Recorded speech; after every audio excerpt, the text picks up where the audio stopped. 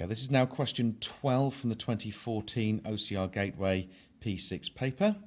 So this is all about logic gates. You know, you've got a NOR gate. That's a symbol for a NOR gate. You can tell because you've got the little bobble at the end which says it's NOR, not OR. So you need to complete the truth table. So you want the 4 different possibilities. So here, if x is 0 there, you know it's going to be 1, 1 there. 0, 1, 0, 1. That's easy enough. Then you've got to work out what it does. You can either memorise the truth tables or actually work it out from the name. So NOR is not an OR gate, so it'll do exactly the opposite to an OR gate because it's not an OR gate. So an OR gate will return a value of 1 when either input X or input Y or both. So the clue's in the name. Input X or input Y or both are 1.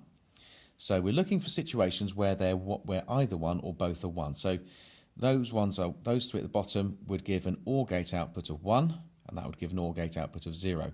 But it's not an OR gate, so it does the exact opposite. So that would give an output of 0, so it's not 0, so it's 1.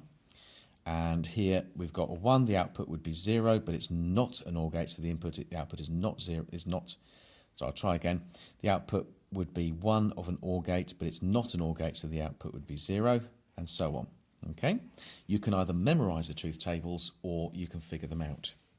Now here you've got a nice little combination here, and we've got a truth table. This is not a complete truth table, but it's part of it.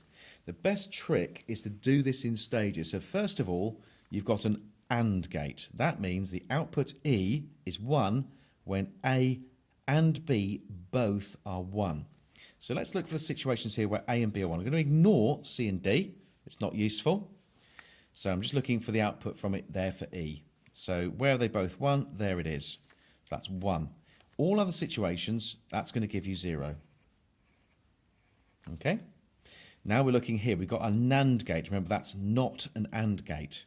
So an AND gate would give an output of 1 when C and D are both 1, but it's not an AND gate, so it'll actually be the complete opposite.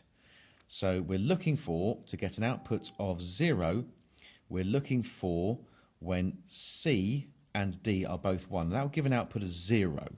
So let's look for C and D. We're going to ignore A and B. C and D are both 1 there. That's going to give an output of 0. And all other situations will give an output of 1.